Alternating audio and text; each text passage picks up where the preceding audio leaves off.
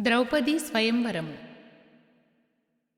జగద్గురువగు కృష్ణుని లీల కురు పాండవుల అద్భుత గాథ సర్వధర్మముల సారము నిండిన వ్యాసుని విరచిత మహాభారతము. ఆహా మధురా సుధామృతము ఈ గేయ భారతము. ఆహా మధుర సుధామృతము. శాలిహోత్రముని ఆశ్రమమందున పాండవులందరూ ఎంతో భక్తిగా ముని పాదములకు నమస్కరించిరి. ఆ ముని ఎంతో ప్రేమగా వారిని ఆదరమ్ముతో అనుగ్రహించెను. అక్కడ నుండి పాండునందనులు ఏకచక్రమను పురము చేరుకొని బ్రాహ్మణ వేషము ధరించి అందరూ ఒక బ్రాహ్మణుని గృహమునందున రహస్యంబుగా వసింపసాగిరి. ఉదయమునందున వేదాధ్యయనము, మధ్యాహ్నమున భిక్షాటనము, సాయంకాలము చక్కని కథలతో విప్రుల వలెనే చరింపసాగిరి. పాండుకుమారుల ముఖవర్చస్సును, మాటను, నడతను, రాజఠీవిని గమనించెడి ఆ పురజనులందరూ. బ్రాహ్మణ కులమున వీరు పుట్టుటయు భిక్షాటనతో బ్రతుకవచ్చుటయు వారు చేసిన పూర్వకర్మయే. బ్రహ్మరాతయే బాగుండినచో వీరు అందరును మన అందరినీ పరిపాలించెడి ప్రభువులగుదురని భిక్షాన్నమ్మును ప్రతిదినమునను ప్రేమతో వారికి ఇచ్చుచు తలచిరి. ఆహారములో భిక్షగ తెచ్చిన కుంతీదేవి సగభాగమును భీమసేనునకు ప్రియముగ పెట్టుచు మిగిలిన సగమును మిగతా అందరూ తినుచు కాలమును గడుపసాగిరి.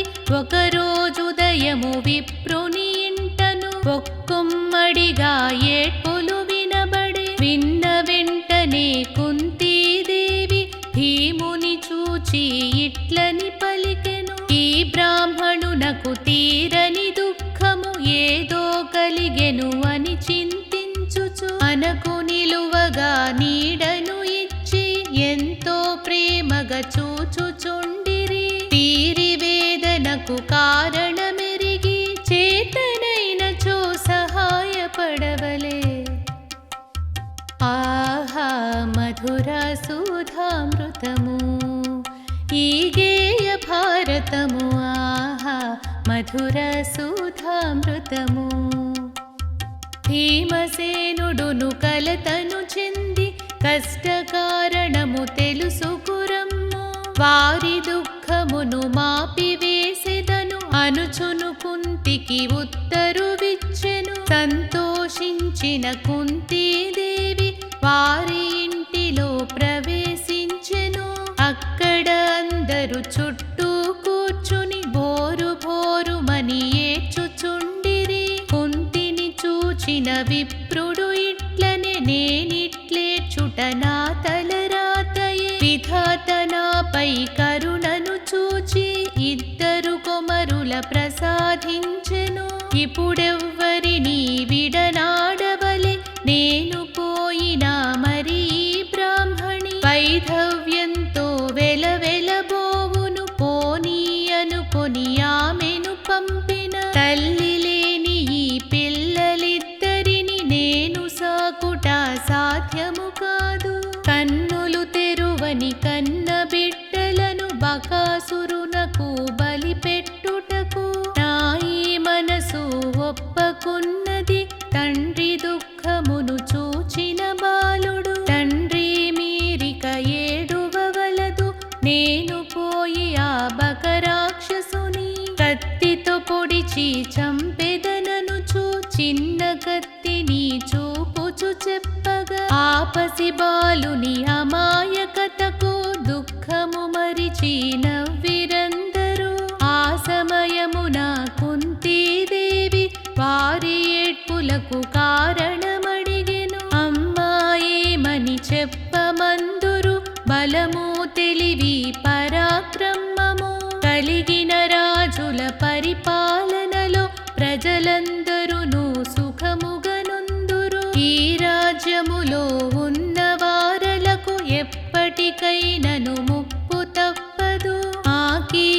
కష్టము నేటికి వచ్చెను ఏకచక్రమను ఈ మా ఊరికి. ప్రక్కనున్న అరణ్యమందున బకాసురుండను రాక్షసుడొక్కడు. ప్రజలందరిపై విరచుకుపడుతూ అందిన వారిని అందినట్లుగా విరచుకు తినుచూ విజృంభించెను ఎప్పుడు ఎవరిని చంపును అనుచు. ప్రజలందరూ గడగడలాడిరి మమ్ములనేలెడి ప్రభువులు కూడా వానిని ఏమీ చేయలేకను. శక్తిహీనుడై మిన్నకుండెను జనులందరూ కలిసి కట్టుగా బకాసురునితో విన్నవించిరి. పంతుల చొప్పున ఇంటికొకరుగా బండెడన్నమును దున్నల జతను రుచికరమైన వంటకాలతో ఆ రాక్షసునకు ఆహారముగా పద్ధతి చొప్పున పంపెదమనిరి. ఆ ఒప్పందము ఇప్పటి వరకు క్రమము తప్పకను జరుగుచున్నదని వంతు ప్రకారము ఆ పద్ధతిలో ఈ మన ఇంటికి వరుస వచ్చినది మా నలుగురిలో ఒకరు తప్పక ఆ రాక్షసునకు బలిగా పోవలె అనుచు బ్రాహ్మణుడు పెద్దగా ఏడ్చెను.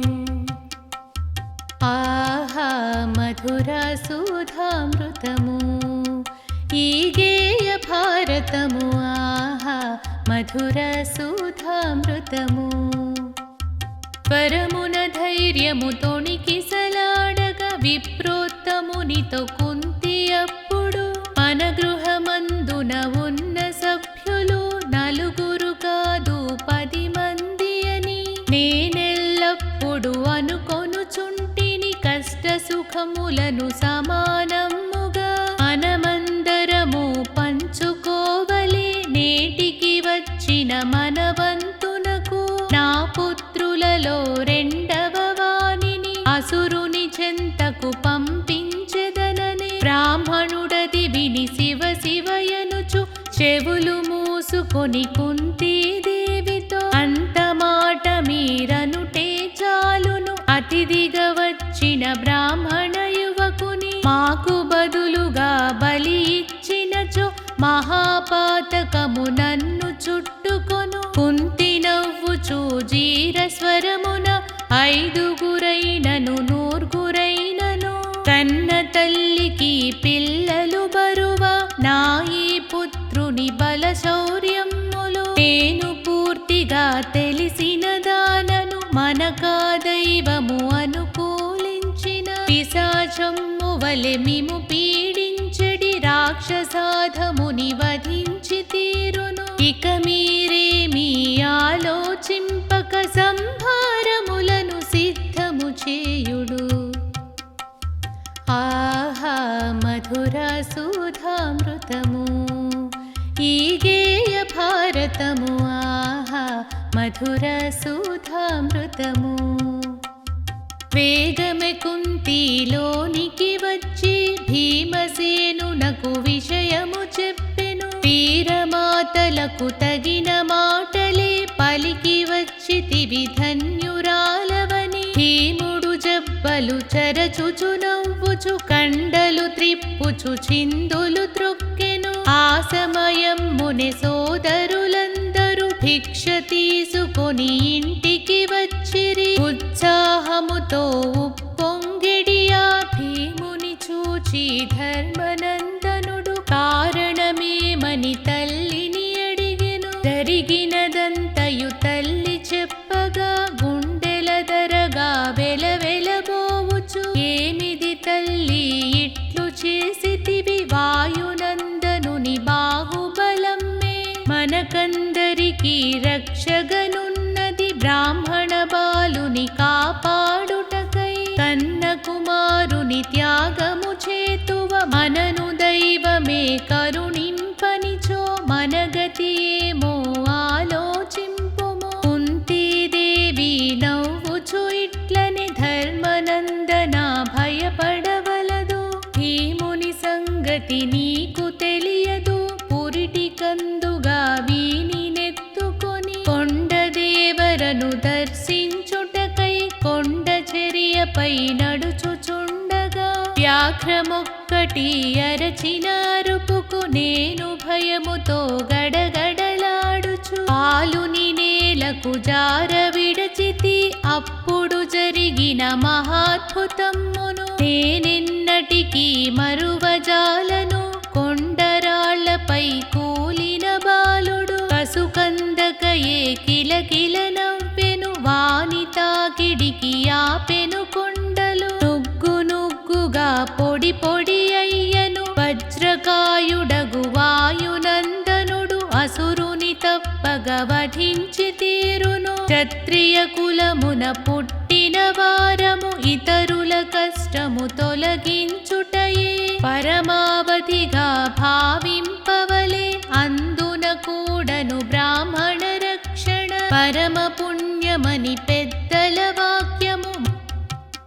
మననాదరించి మరి ఆశ్రయమిచ్చిన సద్బ్రాహ్మణునకు సాయము చేయుట సర్వోత్తమమని నమ్మి తీరవలే. న్యాయధర్మముల సమ్మేళముగా హితోపదేశము కుంతి చేయగా విన్న ధర్మజుడు పులకరించుచు భీమసేనునకు దీవెనలిచ్చెను. బయటకు వచ్చిన వాయునందనుడు ఆ విప్రునితో ఇట్లని పలికెను. అర్థాకలితో రాత్రంతయును కంటిపైన ఒక కునుకే లేదు. మంచి భోజనము పెట్టించినచో రాక్షసాధముని అంతు చూచెదను. బ్రాహ్మణుడంతట మహానందముతో వంటలు చేయగ పురమాయించెను. భీముడు వెళ్ళెడి వార్త వెంటనే పురమంతటను పొక్కిపోవగా పుర ప్రజలందరూ బిలబిలలాడుచు తలకొక చేయిగ సాయము చేసిరి. ఘుమఘుమలాడే రుచికరమైన భక్ష్య భోజ్యములు రాసులు పోసి భీమసేనునకు వడ్డన చేసిరి. తిన్న వెంటనే తృప్తిగా భీముడు తల్లికి అన్నకు నమస్కరించి బకాసురునికై సిద్ధము చేసిన అన్నపు బండిలో కుదురుగా కూర్చొని దున్నల జంటను అదిలించుచును. అసురుని వద్దకు బయలుదేరెను. రాక్షసుడుండెడి ప్రదేశమంతయు కుళ్ళిన మాంసము ఎముకల తోడను భీభత్సముగా అసహ్యకరముగా భీముని కడుపున త్రిప్పసాగెను. పండిని అతడు ప్రక్కకు త్రిప్పుచు బకాసురునికై కేకలు పెట్టెను. కేకలు విన్నను బకరాక్షసుడు ఇంత దూరమును తెచ్చిన వాడే తన దగ్గరకు చేర్చుననుచును అనుకొని అసురుడు చూడసాగెను. ఇక్కడ భీముడు బండిలో కూర్చుని కాలయాపనము చేయనేలయని చేతులు కాళ్ళు కడుగుకు వచ్చి ఆచమనము చేసిన వాడై ఆహారంబును భుజింపసాగెను. ఆకలి తోడను అలమటించుచు రక్కసుడప్పుడు ఆగ్రహముతో బండిని చేరి నివ్వెరపోయెను. నా ఆహారము ఆరగించుటకు మానవాధమునకెంతటి పొగరు. వీని మదంబును అణచివేసెదను అనుకొని అసురుడు అహంకారమున తాళ వృక్షమును పెళ్లగించుకొని వాయుసుతునిపై విసరివేసెను. భుజించి లేచిన భీముడు దానిని గడ్డిపోచవలె నెట్టివేసెను. రాక్షసుడింకను మహారౌద్రముగా పర్వత శిఖరము ప్రయోగించగా భీముడు దానిని పూల చెండు వలె పట్టి వానిపై విసిరి కొట్టెను.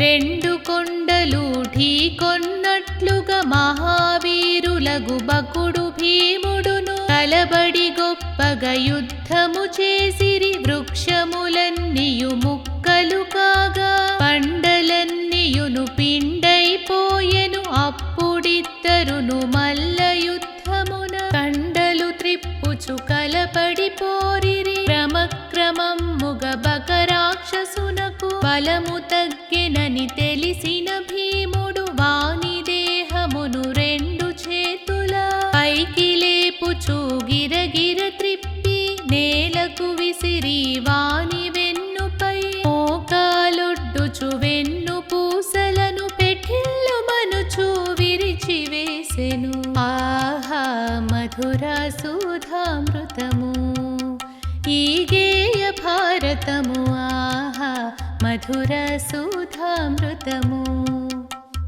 పకుని దేహమున రక్తధారలు బొళబొళమనుచు వారధి కట్టెను. పకుడు వేసిన చావు కేకలు కొండ గుహలలో మారు మ్రోగగా వాని బంధువులు భయకంపితులై పిక్కబలమున పరుగులెట్టగా దురాత్ములారా మీరిక మీదట మానవ మాంసము భక్షించినచో ఇదే విధముగా మట్టు పెట్టెద అనుజు భీముడు హెచ్చరించెను. విజయలక్ష్మితో వచ్చిన భీముని కుంతి మరియు పాండునందనులు ఆప్యాయముగా ఆహ్వానించిరి. ప్రజలందరూను సంతోషించి పరిపరి విధముల ప్రశంసించిరి.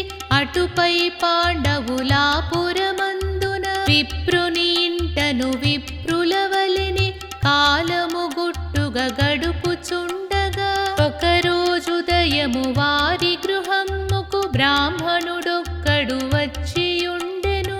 పాండుకుమారులు కుంతీదేవి విప్రుని ఎంతో గౌరవించిరి. భోజనాదికములైన తదుపరి విప్రుని చూచి కుంతీదేవి పుణ్యతీర్థములు వివిధ రాజ్యములు సందర్శించెడి ధన్యులు మీరు. ధర్మశీలు రఘు మహాప్రభువుల సచ్చరిత్రములు వినిపించినచో మేమే వారిని చూచినట్లుగా ఎంతో తృప్తిగా సంతోషింతుము. అది విని విప్రుడు ఇట్లని చెప్పెను. ఎన్ని దేశములు తిరిగి చూచిన ద్రుపద రాజ్యమున ఉన్న సంపద మరి ఇంకెక్కడ చూడజాలమే. ఆ మహారాజుకు ఎంత సంపదో పరిపాలనమున అంతటి గనుడట. ఆయన పుత్రిక ద్రౌపది దేవి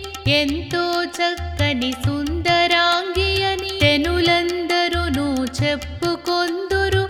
ఆ కన్యామణి ద్రుపద రాజునకు యజ్ఞగుండమున జన్మించినదట. ఆమెకు సరియగు వరుని కోసమై స్వయంవరమును చాటించిరట. నివ్వెరపోయిన కుంతీదేవి మీరు చెప్పునది వింతగనున్నది. యజ్ఞగుండమున బిడ్డలు పుట్టుట మహాద్భుతముగ తోచుచున్నది. ఆ కథ అంతయు సవిస్తరముగా వీనుల విందుగా చెప్పగోరెద. భరద్వాజముని పుత్రుడు ద్రోణుడు రాజపుత్రుడగు ద్రుపదుని తోడను అగ్నివేశుడను మహర్షి దగ్గర ధనుర్వేదమును అభ్యసించెను. వారిద్దరను కలసి మెలసి ఒకే ప్రాణముగనుండసాగిరి. విద్యాభ్యాసము పూర్తి కాగని ద్రుపదుని తండ్రి పుత్రుని పిలిచి పరిపాలనమును అప్పగించెను. ద్రుపదుడా విధి మహారాజయి రాజ్యపాలనము చేయసాగెను. ద్రోణుడు మాత్రము దారిద్ర్యముతో బాధలు పడుచు కాలము గడుపుచు ఆడి ఆవులను దానము కోరి బాల్య స్నేహమును గుర్తు చేసెను.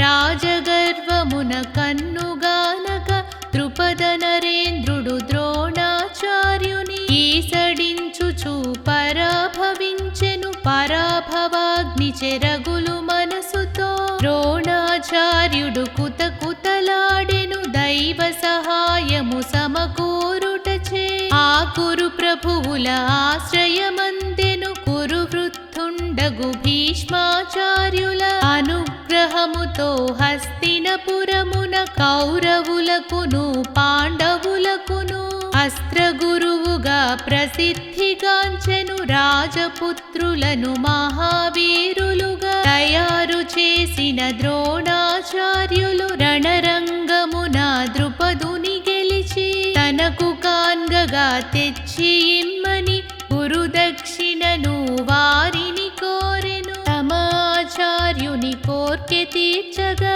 రాజకుమారులు సైన్యము తోడను పాంచాలముపై దాడి చేసిరి. కురు పాండవులు సమైక్యముగా తలిపిన రణమున పార్థుడు ఎంతో శౌర్యఘనుండై విజృంభించగా ద్రుపదుని శౌర్యము వెలవెలబోయెను. అర్జునుడప్పుడు ద్రుపద ప్రభువును కట్టిపట్టి ఆ గురు దక్షిణగా గురువు ద్రోణునకు సమర్పించుకొనే. ఆహా మధురా సుధామృతము ఈ గేయ భారతము. ఆహా మధురా సుధామృతము. 4 ఆవులను కోరిన తనను నాడా విధముగా అవమానించిన ద్రుపద నరేశుని చూచిన ద్రోణుడు మహాగర్వమున పొంగిపోవచ్చు. అంతకంతగా వాడి మాటలతో ద్రుపద నరేంద్రుని అవమానించెను. పరాభవాగ్ని చెరగిలిపోవచ్చు. తన రాజ్యమును చేరిన ద్రుపదుడు ద్రోణిని వధించు పుత్రుని కోసము వీరార్జునునకు సతి కాగలిగిన పుత్రిక కోసము సంకల్పించెను. మహర్షి యాజుని ఆధ్వర్యములో యాగమొక్కటి నిర్వహించెను. మహాదీక్షతో యజ్ఞము చేయగా మహాతేజుడగు బాలకుడొక్కడు రథము తోడను ధనస్సు తోడను యజ్ఞగుండమున పుట్టుకు వచ్చెను. సదస్యులందరూ అద్భుతమందగా మరి ఒక వింతగా మరు నిముషమున శ్యామల కోమల దేహ కాంతితో సుమనోహర మగులావణ్యముతో ఇచ్ఛాశక్తియే రూపు దాల్చినట్టు కుమార్తె ఎప్పుడు సముద్భవించెను. అద్భుతమ్ముపై అద్భుతమ్ముగా అదృశ్యవాణి ఇట్లని పలికెను. ద్రుపద నరేశ ఈ సత్పుత్రుడు దృష్టత్యున్ముడు నామధేయమున కృష్ణ నామమున ఈ బాలికయును లోకమునందున ప్రసిద్ధిగాంతురు. ద్రుపదుడంతటను మహానందమున యాజమహర్షికి నమస్కరించుచు ఎన్నో రీతుల సత్కరించుకొని దృష్టత్యున్ముడు క్రమక్రమముగా పెరిగి పెద్దయై విద్యలు నేర్చుచు ద్రోణునికడనే ధనుర్వేదమును అభ్యసించుచు అతిరథుడయ్యెను. ద్రుపదుని పుత్రిక ద్రౌపది కన్యక యౌవన శోభల విరాజిల్లెను. పాండవులందరూ లాక్షాగృహమున మాతృసహితులై దగ్ధమయ్యిరని విన్న ద్రుపదుడు కృంగిపోయెను. యజ్ఞగుండమున పుట్టిన పుత్రిక పార్థుని భర్తగా వరించవలెనని మనసున ముందే సంకల్పించితే మరి నా కోరిక తీరనిదేనా అనుచు ద్రుపదుడు కుములుచుండెనట. అయినా అతని మనసు లోపల ఆశాదీపము మిణుకు మిణుకుమన అస్త్ర విద్యలో ఆరితేరిన ధనుర్వేత్తయగు మహావీరుడే కృష్ణ కన్యకకు తగిన భర్తయని ఒక్క పరీక్షను ప్రవేశపెట్టి స్వయంవరమును ద్రుపదుడు చాటెను. ఆహా మధురా సుధామృతము ఈ గేయ భారతము. ఆహా మధురా సుధామృతము. ఆ సమయంబున అతడు కొల్లగా దాన ధర్మములు చేయగలండని ఆశగమేము బయలుదేరితిమి విప్రుని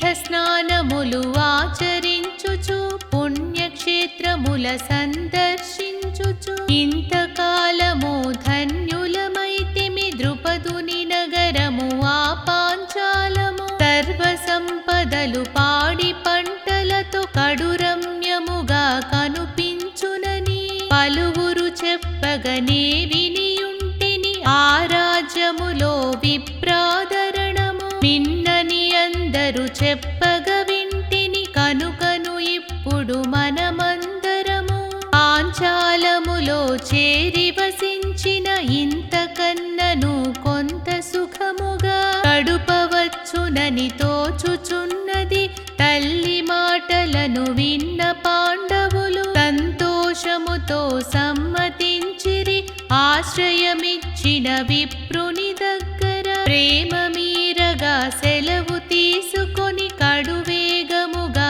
ప్రయాణమయ్యిరి కన్నులకింపగు జలపాతముల వీనుల విందగు కలకూజితముల మనోహరం మగు నదీనదమ్ముల చూచి అందరును ఆనందించుచు పాంచాలమునకు పోవుచుండగా మార్గమధ్యమున దర్శనమిచ్చిన వ్యాస మహర్షికి మ్రొక్కిరందరును సాదరమ్ముగా సాత్యవతేయుడు వృధాదేవితో ఇట్లని పలికెను ధర్మనందనుడు ఉన్నతావులను అధర్మమునకు తావే ఉండదు అనుచు వ్యాసుడు ఒక కథ చెప్పెను పూర్వకాలమున మహారణ్యమున మహర్షి ఒక్కడు మహానిష్టతో తపము చేయుచు తన పుత్రికకు పెండ్లి చేయుటను మరిచిపోయెను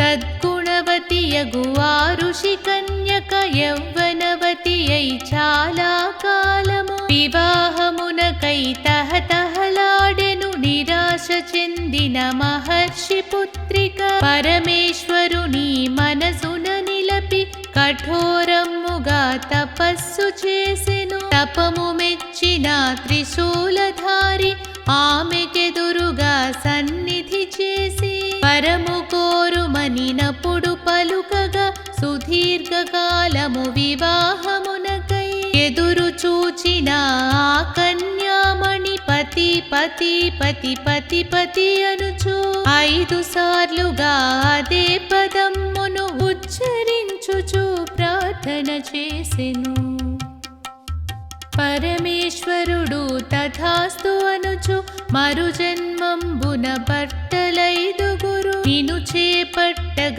ఖ్యాతిగాంచెదరు అని ఆ శివుడు అనుగ్రహించెను కాంత వెంటనే తత్తరపడుచు మహేశ్వరానను మన్నన చేయుము ఒక్క భర్తనే కోరితి నేను పలువురు భర్తలు పడతులకుండుట ధర్మంబగునా పినాకపాణి అనుచుకాంతయే కన్నీరిడగా అనునయమ్ముగా హరుడు ఇట్లనే నేను చేయునది ఏమీ లేదు నేను వరంబును అనుగ్రహింపగా నీవు కోరిన వరమే గద ఇది అయినా సాధ్వి చింతింపకుమిక నీ విషయము యొక్క విశేషముగా పెద్దలందరూ సమ్మతింతురు పతులైదుగురి సతివై నీవు పతివ్రతవై ఇక ఖ్యాతిగాంతువని ఆహర దైవము అదృశ్యుడయ్యెను ఆవరమందిన సాధ్వీమణియే ద్రుపద నరేషుని తనయగ పుట్టెను అక్కడ జరిగెడి స్వయంవరానికి మీరందరును వెళ్ళిన శుభమగు తల్లి వెంట తనయులందరును శ్రోమశ్రవమను పుణ్యతీర్థస్థలి ప్రవేశింపగా రాత్రి అయ్యను కన్నులు కానని అర్ధరాత్రిలో పాఠుడు వెలిగే కొరివిని పట్టుకు తన వారలతో ముందుకు సాగుచు పుణ్యతీర్థమున స్నానమాడియే ముందుకు పోవగ నిశ్చయించుకొని అంగారపర్ణుడు అనుగంధర్వుడు తన ప్రియురాండ్రతో ఆ నది అందే ఆ సమయమున వినోదమ్ముగా జలకాలాటల మునిగియుండెను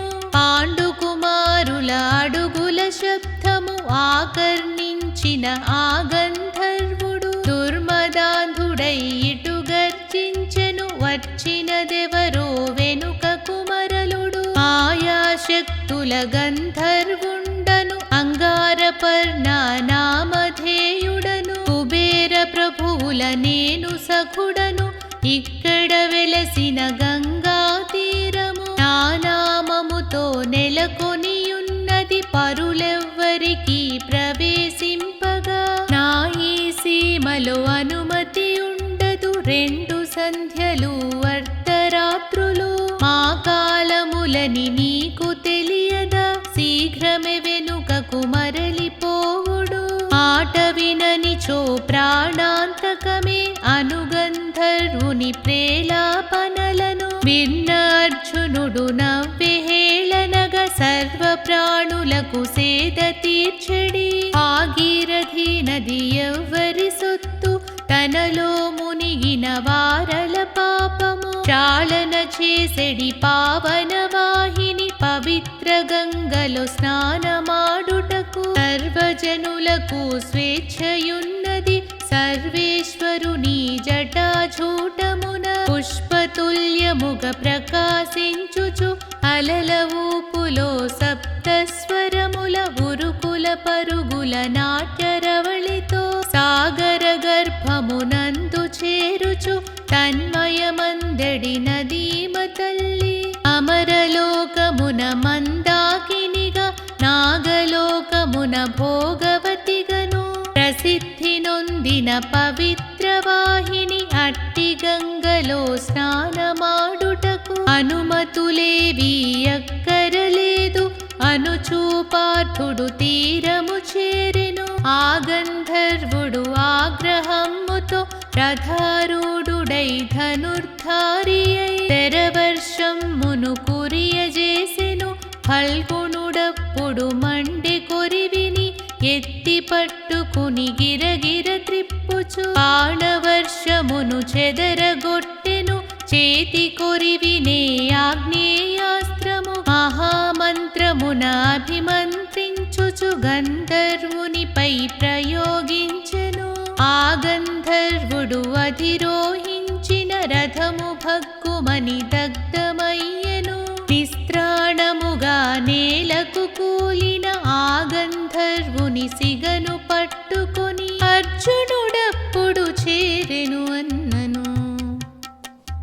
ఆహా మధురా సుధామృతము ఈ గేయ భారతము. ఆహా మధురా సుధామృతము.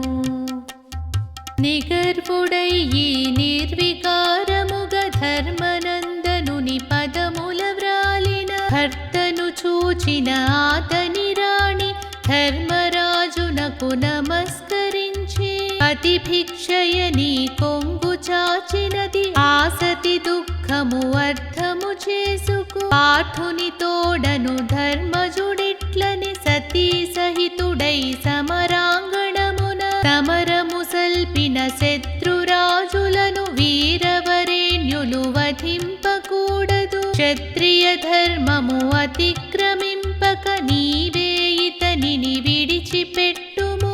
అగ్రజు వాక్యము మన్నన చేయుచు పార్థుడాతనిని వదిలివేసెను. కనివిని ఎరుగని ఆ ఔదార్యము అనుభవమందిన ఆ గంధర్వుడు బహులజ్జితుడై ఇట్లని పలికెను. నా ప్రియ రథమును దగ్ధము చేసి నా గర్వమును మాపివేసితిరి. గంధర్వులకి మాయా విద్యలు పుట్టుకతోనే సిద్ధించినవి. విచిత్ర రథమును సృష్టి చేయుటకు ముహూర్త కాలము చాలును నాకు.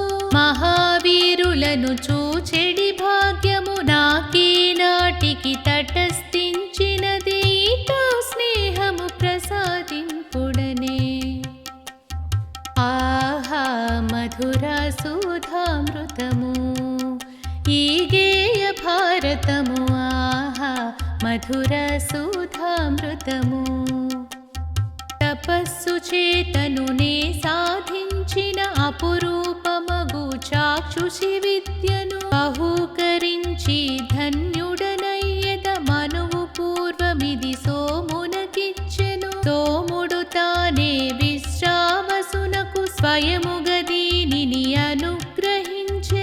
తపము చేయనే విశ్రావసుడును మెచ్చినాకిది ప్రసాదించెను. ఇక ఈ చాక్షుషి విద్యా విభవము ఇంతని చెప్పగలవి కానిది. ముల్లోకమ్ముల వృత్తాంతమ్ములు దీని మహిమ చే తెలియుచుండును.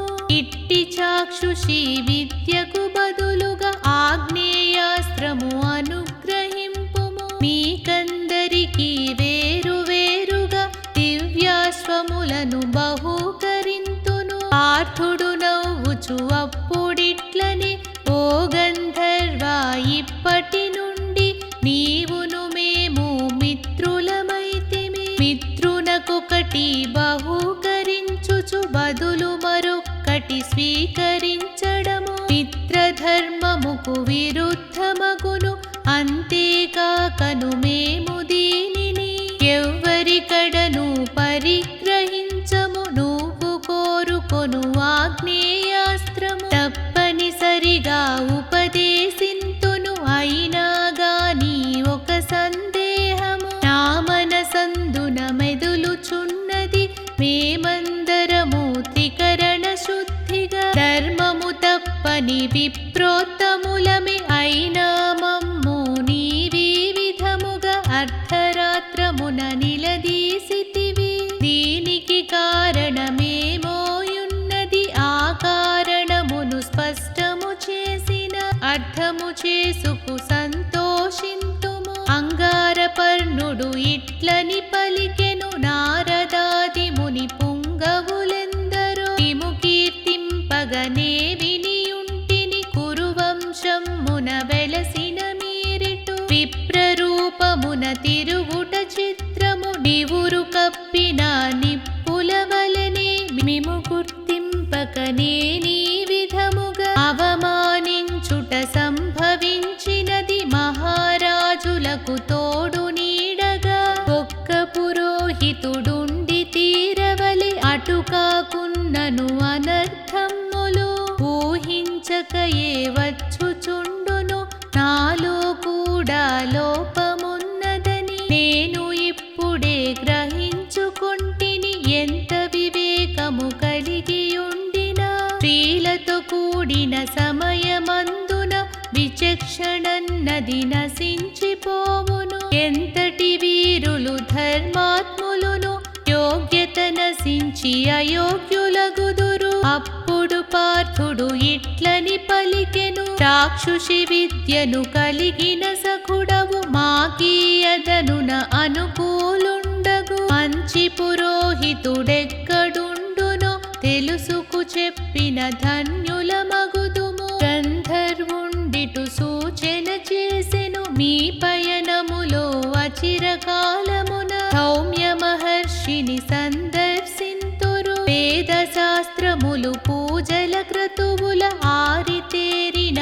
మహాత్ముడాయన. అట్టి తపస్విని పురోహితునిగా పొందగలిగిన శుభములు కలుగును. అది విని అర్జునుడానందించుచు గంధర్వునకు ఆగ్నేయాస్త్రము ఉపదేశించుచు ఆపై ఇట్లని, చూడు మిత్రమా, మాకీ స్థితిలో అయముల తోడను పని ఏమున్నది. వాటిని నీవే సంరక్షింపుము. ఆహయ సంపద అవసరమైన స్వయముగా మేమే స్వీకరించెదము. ఆపై హితుడా అంగారపర్ణుడు మాయాబలమున చిత్రరథమును సృష్టి చేసుకొని అధిరోహించి పాండవులను మతి పొంది వెడలెను.